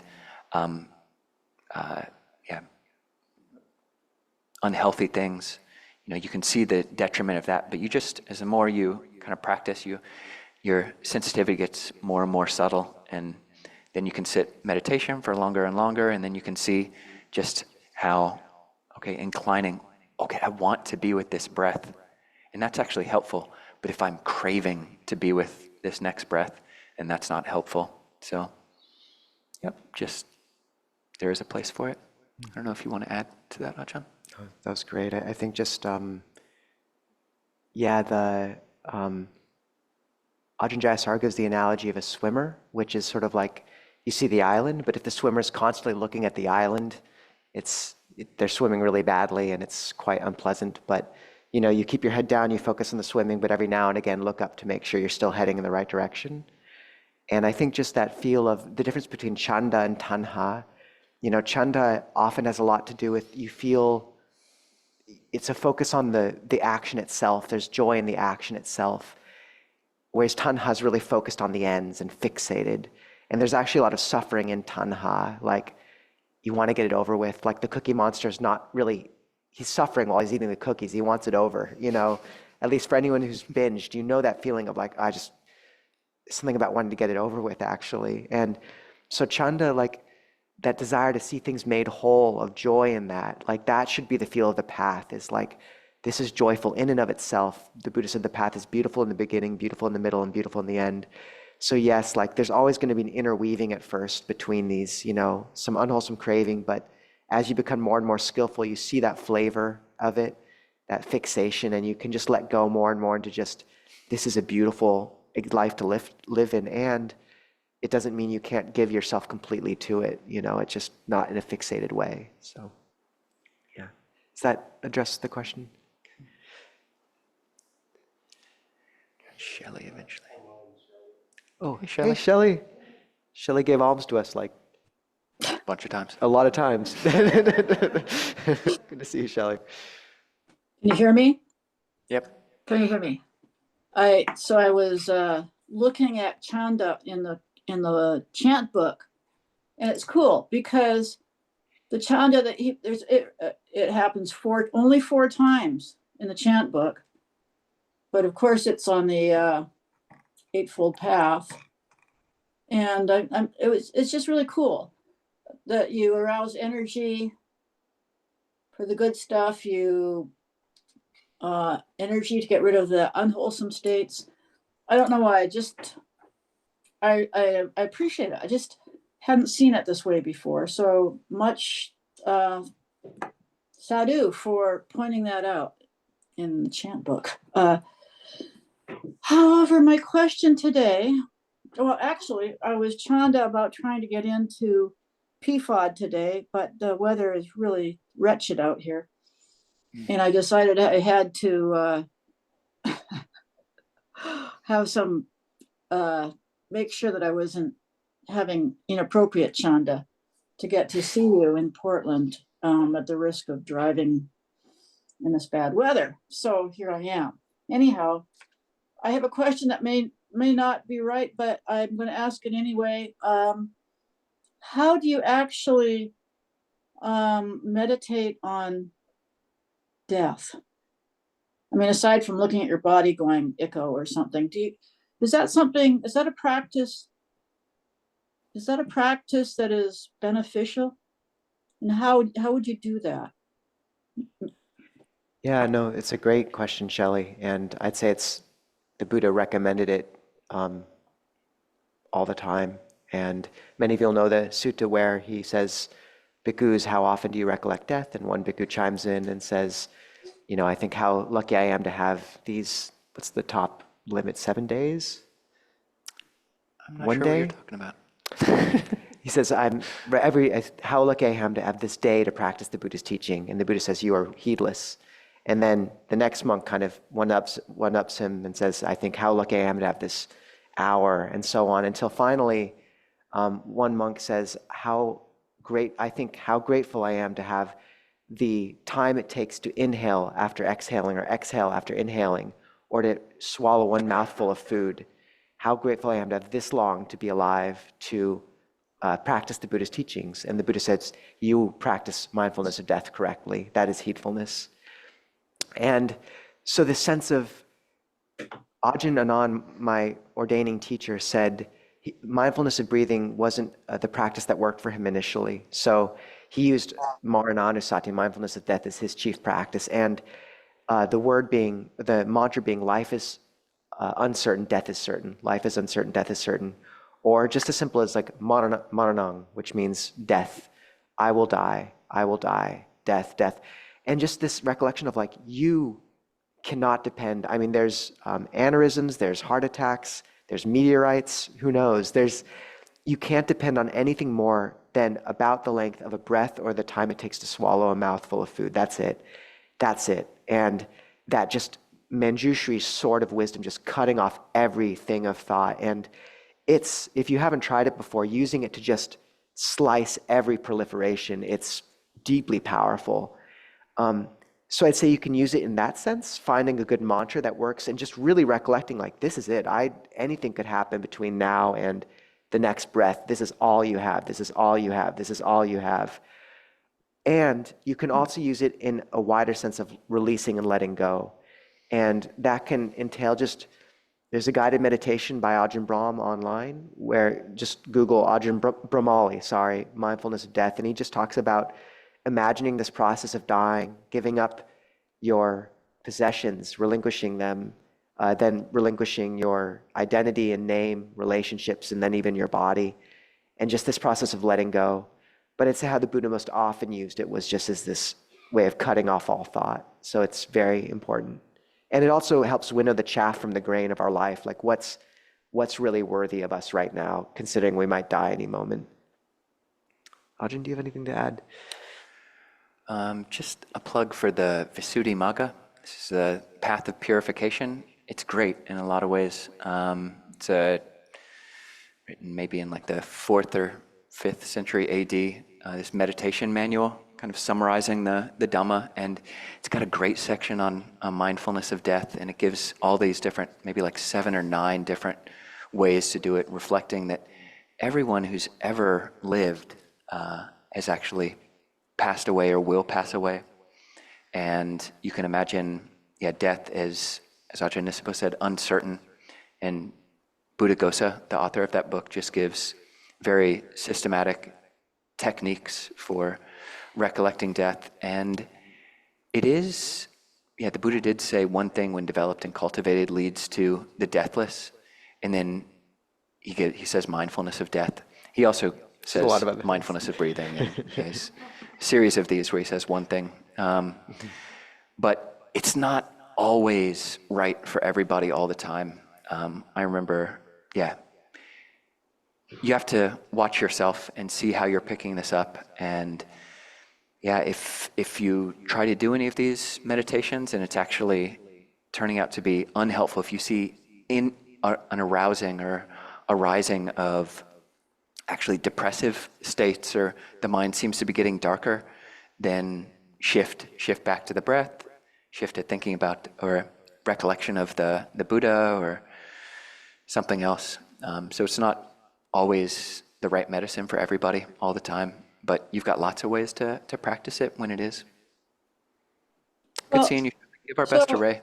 Thank you. He ended up breaking his back and then getting a lung infection. So he's been in the hospital for many, many, many weeks since he saw you. So it's been on my mind. But now he's cured of everything. The cancer is gone. The back is fixed. The lungs are clear. It's been Shelley, a we're very so glad. long journey. So you can understand why death has been on my mind. And I actually did practice. Okay, this is it. Here, this is it. Sitting in meditation. Oh, this is it. And it actually was quite relaxing to that letting go. Like, well, this is it. But I didn't find it depressing, but I could see how that might be dangerous. This is it. Thank you, Shelley. No, please give Ray our deep care, and we'll maybe chant for him at the end of this, and we'll dedicate to him. It's good to see you. Thank you. We had a question in the back too.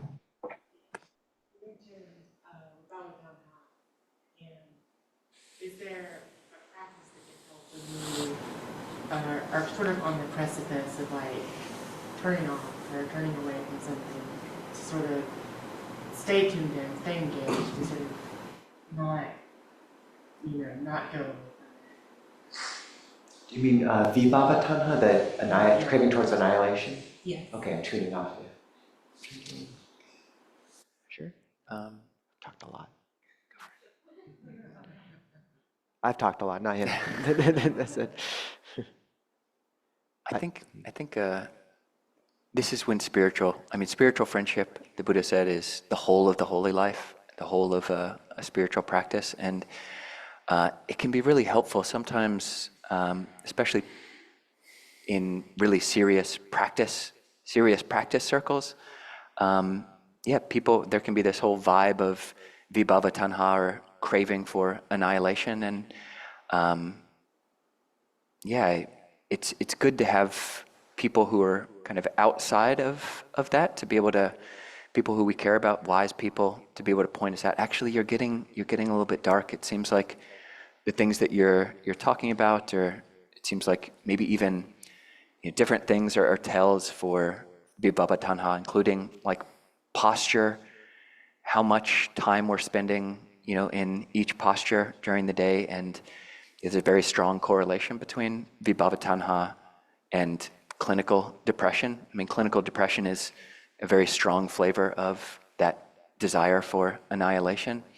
But yeah, you're spending more time in bed, and even when you're sitting up, we're kind of slouching and slumping and just wanting to get away from it all. Finding ways to be engaged, to find skillful avenues for energy and for enthusiasm, for desire, healthy avenues for desire, ways to be generous. The Buddha talked about different types of intelligence, talked about, in Pali, it's great because they kind of rhyme and fit next to each other. You have atta, atanyu, so which is knowledge of the goal, atanyu, knowledge of oneself, matanyu, knowledge of the measure, so knowing the right amount of food, the right amount of sleep, the right amount of medicine, the right amount of whatever, kalanyu, knowing the right time and place for things, knowing like an interpersonal intelligence, and knowing different groups, so having these different types of intelligence. And yeah, that's important. So being able to have this sense of, the measure of things and this intelligence, which can gauge our emotions and emotional intelligence.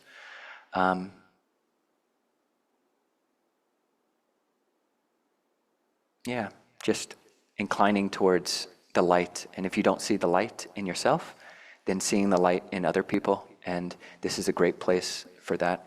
And then just, allowing oneself to dip into the currents of goodness, which are happening in a place like this, but really which are happening, they're out there when you're able to tune yourself into it and get the energy to kind of take the steps in that direction. Ajahn, if you... Good. No, I think, noticing, getting the measure of yourself. And I think one really important quality of that is like in modern practice circles in the West, I find, like Ajahn Kovilo, I think mentioned you can have a flavor of this as well with practice. And renunciation, when we start practicing, a lot of stuff falls away. And this shift in the path from tanha to chanda is largely one from the energy of feeding off the world to blessing the world. But there's still a need for communion with the world to some extent. And for every root of tanha you give up, for every habit of going out partying or drinking or the Netflix subscription, or even something more refined, which many of you probably have, like going out with friends for a play or something, making sure you replace it with a root of chanda. And the metrics I like to use are flourishing normalcy and warmth for a practice that's flourishing. And so, some of the roots towards happiness the Buddha pointed to there, giving, dana, are you, for every Netflix subscription you cancel, are you inviting people over to your house to feed them and cook for them once a week? Are you engaging in some form of art? I think that really helps, like finding a way to still be communing with the world. The archetype of the lover, which its prime directive is to commune with the world, the shadow's the addict. So if you find that vibhava tanha, that sense of kind of cutting off is happening, just really kind of forcing yourself into some of these activities which still allow you to commune with the world in a beautiful way. And I think that's very important to systematically, intentionally do as practitioners, because often if your practice isn't going as well as you like, there's a tendency to double down on the renunciation. Okay, I'm going to sit more, I'm going to pull back more. And there's just a violence to that movement which is not efficacious. So flourishing, normalcy, warmth, giving, dana, hospitality, art. Yeah.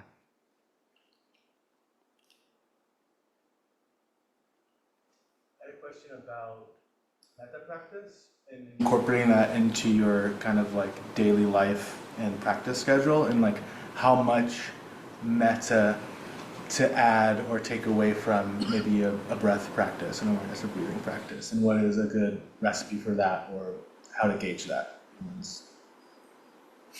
I think a really important thing is right when you wake up, making a big point of the mind will try to crystallize around something because it's discombobulated, and it'll go straight to the craving, the planning, or the anger, the argument, And so even before you move, Longpo Viradhamma recommends bring attention right to the heart, get a meditation word going, metta, love, friendliness, and just be very intentional on guarding the heart for the first 15 minutes of waking time, because that'll pay dividends throughout the rest of the day as you're orienting you're crystallizing around the right thing. So metta right then is really meaningful. I'd say, yeah, making sure in your meditation practice, you're trying to find 10 minutes a day, if you can, at least of it. If you only are getting a few minutes of meditation a day, it's good to get more metta. But also acknowledging real good metta practice requires you to be a bit quick on your feet, because the tendency is you want to kind of be spraying metta out. And so often the First Noble Truth's directive is that we are bruised, and often we really miss actually what we need to be orienting ourselves towards is just our own kind of holding that bruisedness. And for example, with anger, the tendency is to try to counteract the anger with metta towards the person you're feeling angry with. But often the correct motion of the Brahma Viharas in that moment is just how much it hurts to be in anger. Like, this really hurts. And it's a much more humble, less romantic type of metta. It's not spraying it out. It's just like, I'm listening, I'm here. And it's much more intimate, but it's much more real. And I think that's the part that gets missed with metta practice, is bright, loud, and mobile is the false, subtle and indistinct is the true. And we get attracted to the kind of bright metta, glittery practice and just forget, I was going to say snuffleupagus, but it just doesn't fit there. But I mean, if you can get the flame kindled, go for it as much as you're able to. And putting your hand on your heart really helps. Honestly, that's a skillful means. But also, sometimes the mind just, before I can go to metta, usually I have to go through the sound of silence and the breath for quite a while. Like, my mind just wants to settle.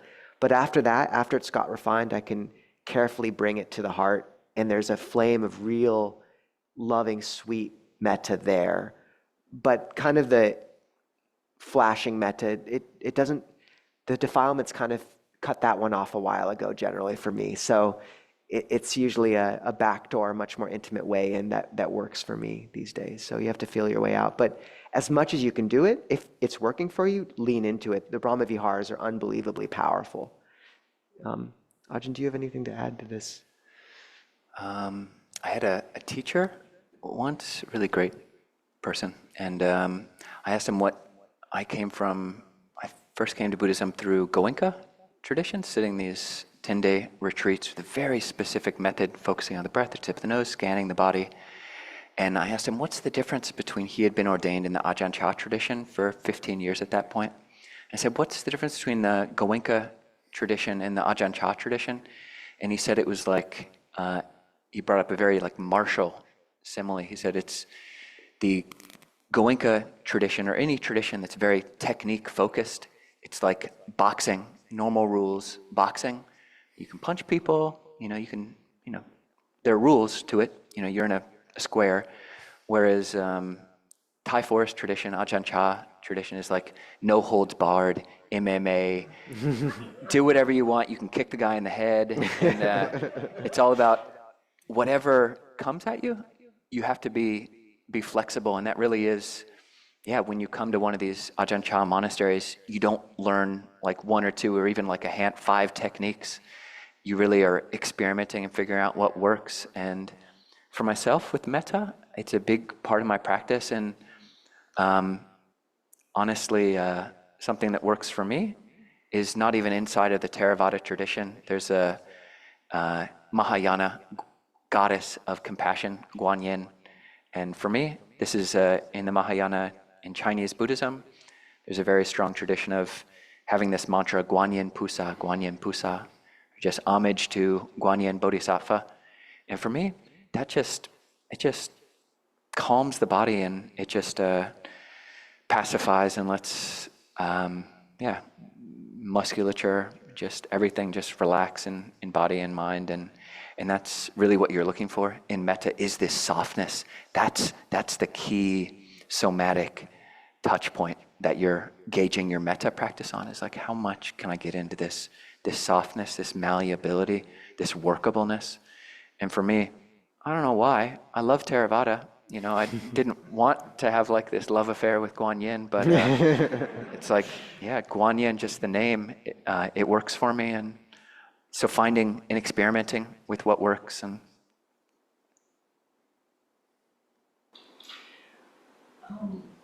you re-mentioned the first Noble Truth in your answer just recently, and I'm curious, I sometimes get stuck when I hear the duty is to understand. I go right to my head, like I want to try to understand something.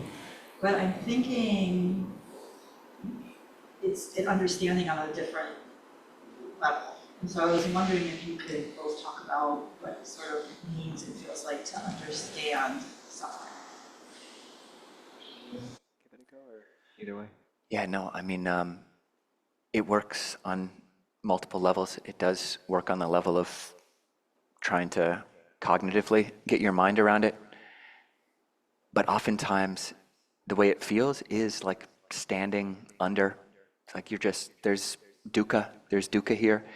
And the best way to be with it is under it and around it and with it and through it. And finding a translation for that movement of not pulling away, but just looking at it intensely.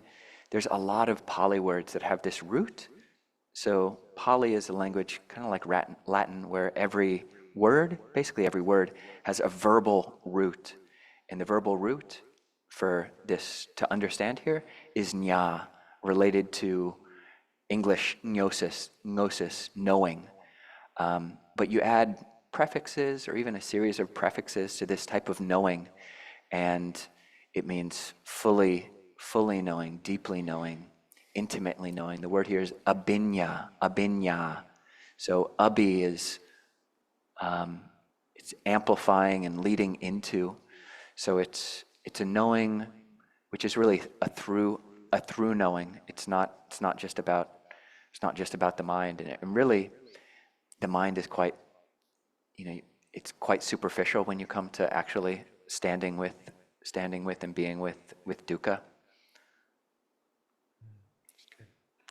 That's great. And I think just, I think it can manifest differently depending. For me, it is that quintessential orientation, just understanding most of our lives are spent turning away from dukkha all the time. And for me, it points to just the movement towards turning towards it and being willing to hold through it and not accept it in the sense of, not trying to change things that are unwholesome, but rather just, it's like this, like Longpo Sumedho says. And sometimes, like with the dukkha it can encompass everything from the slightest amount of stress to the deepest depths of hell. And so sometimes dukkha is just holding still through that cold sense of kind of ungroundedness after a plan is wrapped up or a relationship is ended. I mean, this is dukkha. Like, it means something that can't quite stand right, or a wheel that's slightly off. Just, here it is. This is dukkha again. And that just lets it be something separate, an object, instead of a splinter in the heart that's bleeding you with every beat. And, sometimes though it's after you've disappointed someone or embarrassed yourself or failed, just a sense of bruising that moves through the body. And you want to rush it, but you never can rush it. You just have to let the bruising move through you until it goes. And just being like, this is dukkha. It's caused by previous conditions and craving and wishing it was otherwise, but it's dukkha. It's the fact of dukkha. And sometimes with deep suffering, with deep pain, deep loss, I think sometimes the best way to think about how you orient towards that satchikatthaba, to comprehend, is it's not like working with dukkha, but it's almost letting the dukkha work on you. It's like bowing to the Buddha, the Dhamma, the Sangha as these waves kind of wash over you, and just trusting that it'll wear away that unwholesome ego little by little. But sometimes that's all you can do, is just bow and let it work on you. And so the Four Noble Truths are an applied skill. It's warrior knowledge. You just have to keep on coming around more and more. But yeah, seeing how we're always, when that sting of the three characteristics dukkha of impermanence hits, how we're always reacting and running, and just if we can hold still and keep our ears tuned to that path of Dhamma that runs through every moment of like, what's the pure route through this, that we don't create karma on either side. We don't cling, we don't get drunk on these different becomings. But the prime thing we have to do first is to not turn away from dukkha and run or grasp. And that's what that first noble truth means to me, is it's like turning and laying your hands on it and just, okay, it's like this. This is dukkha. This is the fact. I'm not perfect. I'm human. This hurts. And then you can move from there, but you can't rush it either. So does that help? Okay. Yeah. It seems like it's easier to do when you're alone. Ajahn, we live like 20 feet away from each other. How true is it? No, it's... Feeling that when the sting comes within relationship and you're trying to, it seems like it's a lot harder to take the time or feel like you have the time. So I don't know if you could address. Yeah, it's interesting. I mean, we do live very close to each other, but we live in our own huts, and like I'm not trying to hang out with him all the time, like. Yeah. But you can hang out with me. no, So. thanks. He is nice.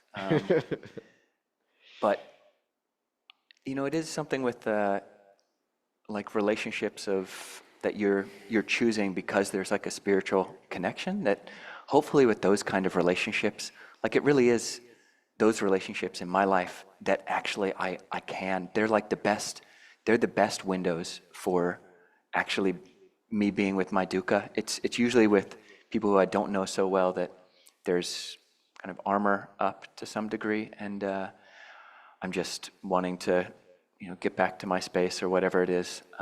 But in this closer relationships, so that's just with me. And yeah, we are really fortunate. I mean, we're really privileged as monastics to be living in these subcultures where people, you can trust them. You can trust, like, they're not gonna, all the people who come to the monastery, at least all the people who live at the monastery, are trying to keep precepts and trying to be generous. And at least, even if we can't always, hold our anger, we're still human.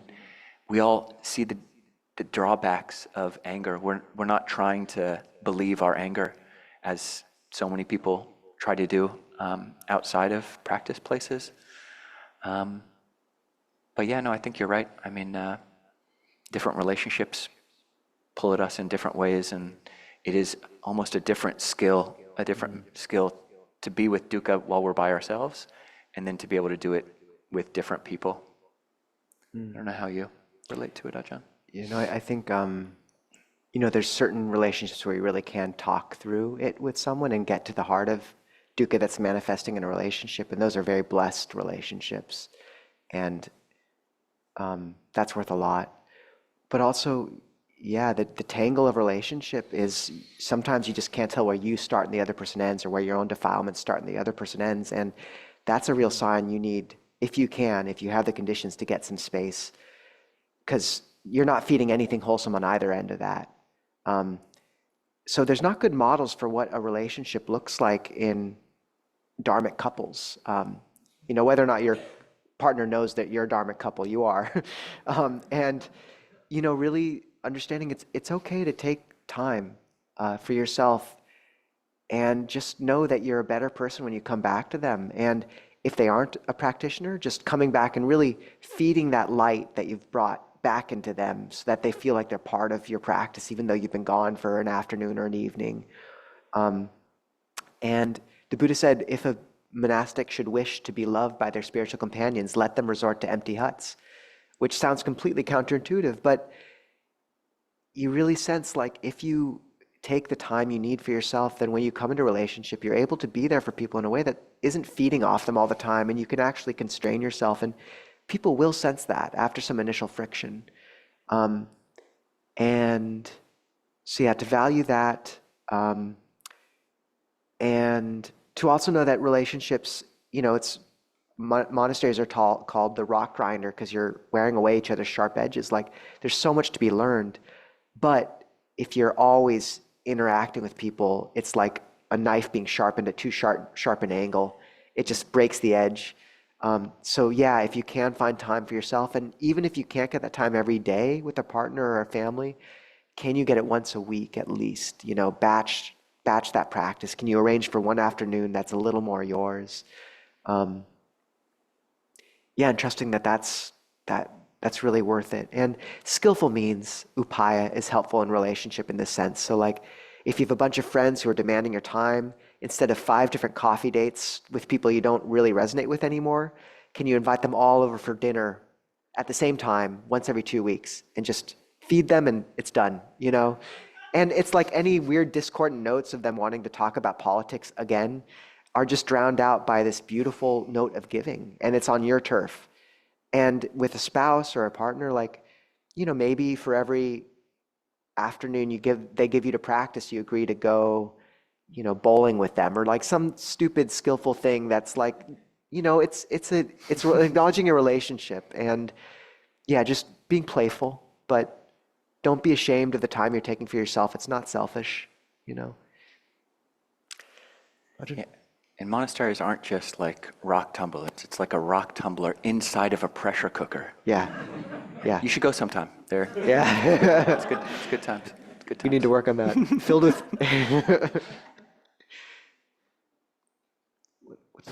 Should the rock tumbler be filled with like the rocks, potatoes? All right, so we're going to wrap things up, I think. Just to say, we could end with a chant, but before we do, and we can dedicate goodness, just wanted to really thank Jessica again and the whole Portland Friends of Dharma community. We know it's the entire group that keeps things going, and we know many of you. If people want to, just feel free to tune in. If you ever come up to Seattle, every Saturday morning on Capitol Hill, we have a gathering. It's wonderful. We have hospitality stewards who would be happy to find someone to host you for an evening, and we'd love to see you there. And just, we really want to see these two communities interweave very, very closely over these coming decades. So just leaning into that. And I think that's about it. Yeah, so we can chant together, and then I think we'll have a time, Ajahn Nisabho and I will just keep sitting up here, and people can continue to talk with one another, and then come up to us as well. I think we've got tomorrow morning is. Oh yeah, we're here tomorrow morning as well, with the food offering at 9, I believe, and then the morning teachings practice together at 10 o'clock, from 10 to 11:30. We can do the verses of sharing an aspiration on page 33, and this is a really good practice that I think we don't know of and don't practice enough, is recollecting the goodness that we've done and then sharing that in whatever way that dynamic might happen, sharing that with people in our lives. And on that note, in Clear Mountain, we often will kind of make a space for people to say the names of those who are going through difficulty or suffering that we want to hold in our hearts right now and dedicate to. So Ray, of Shelley and Ray, and Shelley. Would anyone else like to say a name? Peggy. Catherine. Cynthia. Alice. people suffering in war and famine. All people suffering in war and famine. Milo. Milo.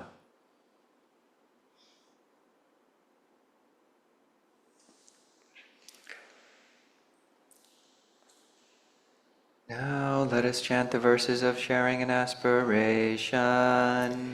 Through the goodness that arises from my practice, may my spiritual teachers and guides of great virtue, my mother, my father, and my relatives, the sun and the moon, and all virtuous leaders of the world, may the highest gods and evil forces, celestial beings, guardian spirits of the earth, and the Lord of death, may those who are friendly, indifferent, or hostile, may all beings receive the blessings of my life.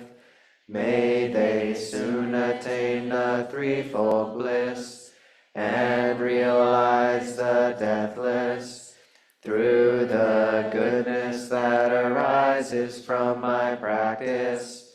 And through this act of sharing, may all desires and attachments quickly cease, and all harmful states of mind, until I realize Nibbana in every kind of birth. May I have an upright mind, with mindfulness and wisdom, austerity and vigor. May the forces of delusion not take hold, nor weaken my resolve. The Buddha is my excellent refuge. Unsurpassed is the protection of the Dhamma. The solitary Buddha is my noble guide. The Sangha is my supreme support. Through the supreme power of all these, may darkness and delusion be dispelled. Good. And quickly, for those of you who want to experience an element of the First Noble Truth and the other three, we will be having a New Year's Eve all-night meditation vigil. So if you want to practice staying up all night together, and we have chanting and talks and tea time and lots of coffee. You don't actually have to stay up all night, but we do have a nap room. Yeah. Yeah, it's up in Seattle, and we have some people coming up. It's also on Zoom and YouTube, and just clearmountainmonastery.org. But if you want to welcome the new year with us, you can do it that way. And there'll be dark chocolate too at midnight. Yes. That could be the second noble truth, but it could be the fourth. It could be the fourth, if you're smart about it. Which is a little hard at midnight. Yeah. So. Okay. Ajahn. And we can do the closing homage. Take leave of the Buddha.